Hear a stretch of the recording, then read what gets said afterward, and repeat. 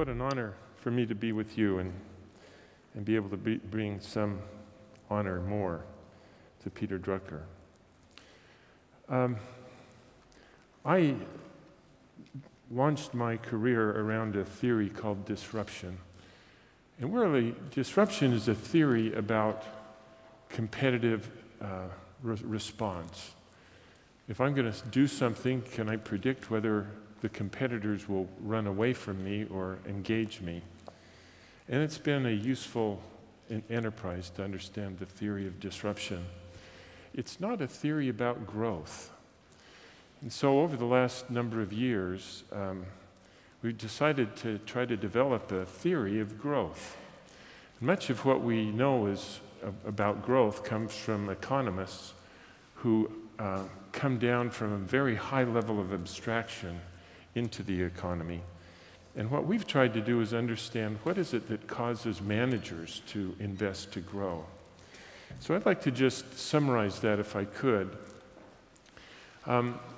We decided that growth comes from innovation, and the link between growth and innovation is investment. We decided that there are just three types of innovations in the world. The first type of innovation we decided we're calling market-creating innovations. And market-creating innovations transform a market where in the past the products were so complicated and expensive that only the rich have access to it. Market-creating innovations make those so much more affordable and accessible that larger populations of people have access to and can use the products. And in our more recent years, we called this market-creating disruption. A good example would be the computer. A mainframe cost $2 million, so only the largest universities and colleges could have one. The personal computer reduced the cost from $2 million to $2,000, so all of us could have a computer. And then the smartphone brings the cost from $2,000 to $200, so that billions of people around the world have access to the product. These kinds of innovations, market-creating innovations, if we look historically, were the source of nearly all growth and nearly all these are the source of nearly all corporate growth and nearly all national growth. And the reason is, these are the kinds of innovations that allow more people to have access to it. And as more people have access, you have to hire more people to make it and distribute it and sell it and service it and so on. So that's the first of three types of innovation. We call them market-creating innovation. Now, the second type of innovation we call sustaining innovations. And if you look out the window, most of what you see on an average day are sustaining innovations. And they also are very important to the economy because it helps your margins improve. These are products that make these are innovations that make good products better. So they make our markets vibrant and competitive. But sustaining innovations don't create growth. They're very important, but they don't create growth. And a way to frame why that is, if I successfully sell you a new product, you don't buy the old product. If Toyota convinces us to buy their new hybrid Prius car, we don't buy a Camry car. So sustaining innovations are important, but they don't create growth because they're replacative in character. If we do the new, we don't buy the old. So the first type of innovations, market-creating innovations, sustaining innovations. The third type of innovation we call efficiency innovations. Efficiency innovations help you to do more with less. And these also are very important for our economies because if we don't keep getting more and more efficient, we'll get blown out of the boat sooner. But by their very nature, because efficiency innovations seek to do more with less, they typically eliminate jobs but they free cash flow because they're trying to do more with less. So these are the three types of innovation: market creating, sustaining, and efficiency. And as long as those three are in balance, the economy works very well. As long as market creating innovations are creating more growth and more jobs than efficiency innovations take out of the economy, and as long as efficiency innovations are creating enough free cash flow to invest in new market creating innovations, the system just works. And in North America, for the first 30 years after World War II, this system worked very, very well. But in the last 20 years, the system seems to have broken down. And this is my sense for why we're not creating more growth than efficiency innovations are taking out, and why the free cash flow created by efficiency innovations are not being invested in growth. What's linked us, and now what has taken us apart, I'm calling a new church for new finance. And I think that I call it a church of new finance because the people who believe in the doctrines of finance aren't even aware of how deeply they use their beliefs in new finance in good and bad ways. So this is the way I'm framing it, that I hope will be useful. Prior to around 1980-ish, my memory is that when we were measured in finance, taught how to measure success, we used whole numbers like dollars or tons of cash, crude measures. But in order to be sure that we're using capital as efficiently as possible, finance has given us sophisticated measures to measure how efficiently we're using capital. And we use these metrics to measure how successful we are, not at growing, but in using capital. Now, almost all of these measures of how efficiently you're using capital are ratios rather than whole numbers. And the nice thing about a ratio is it's like a fraction. It has a numerator and a denominator. And finance has given managers now two levers to tweak in order to create growth. So one way I could get good measures for how well I am doing is I could be more innovative, create more profit, and put it in the numerator of the ratio. But what the heck, if innovation is too hard, I can reduce the denominator of the ratio. Either way, the metric goes up. So a good example of that is internal rate of return. It's a ratio.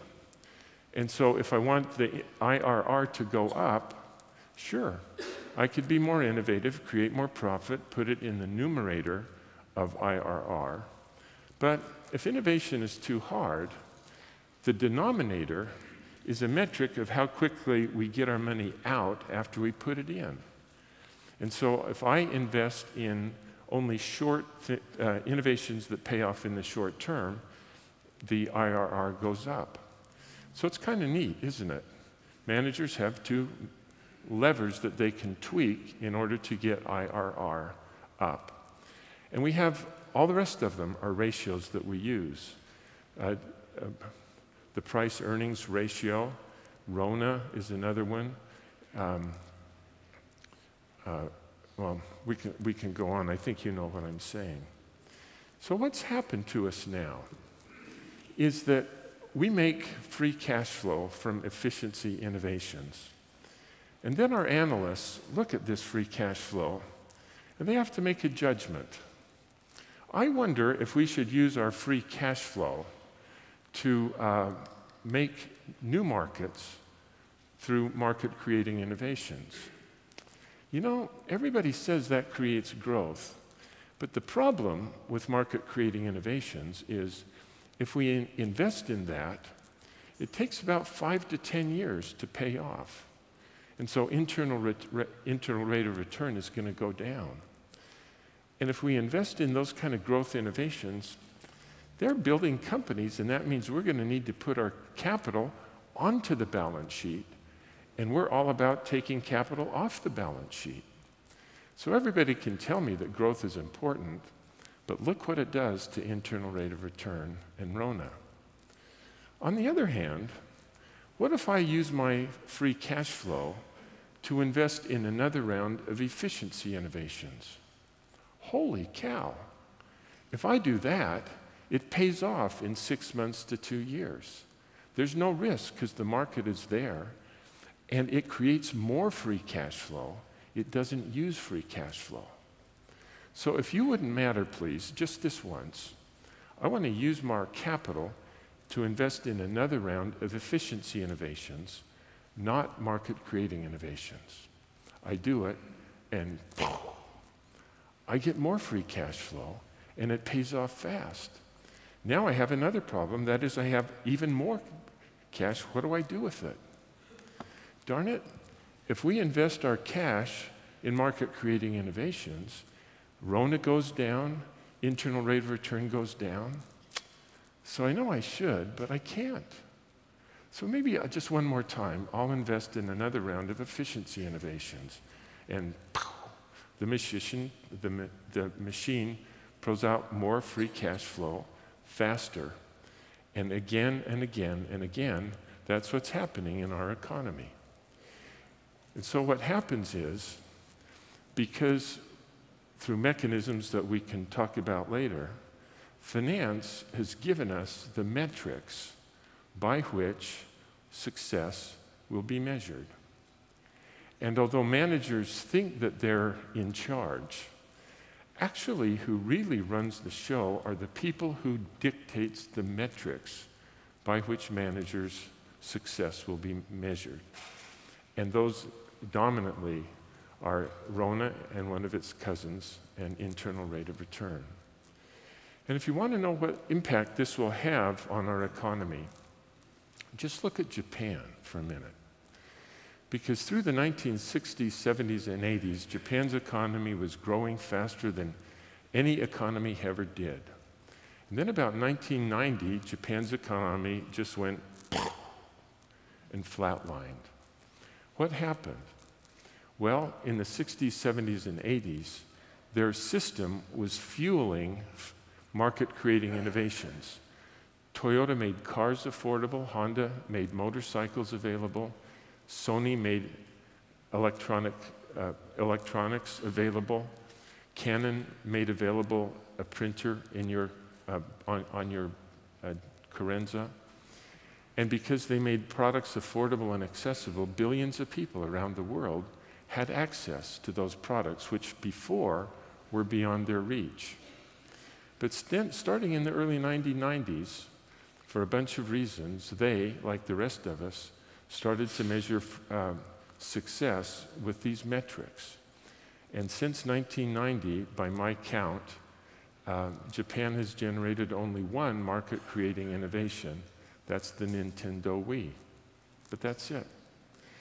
And as they invest in sustaining innovations that don't create growth and efficiency innovations that reduce employment and create free cash flow in Japan, there is capital everywhere. The cost of capital is essentially zero, and they cannot invest to grow. And now the same problem has hit Europe and North America.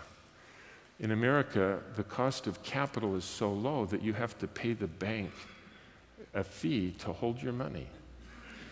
And as a consequence of that, increasingly, we have capital everywhere.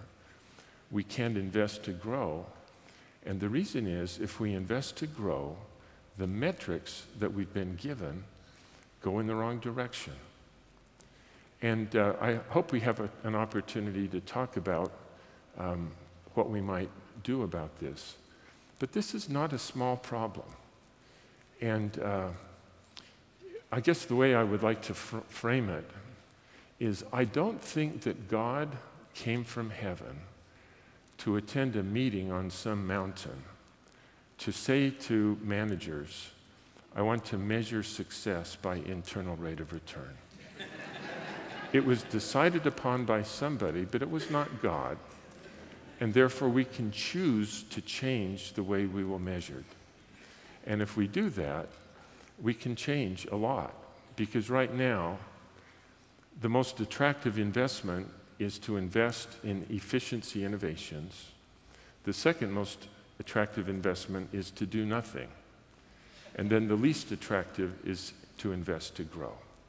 Well, I hope that it's useful. And thanks for letting me have the time to do this with you.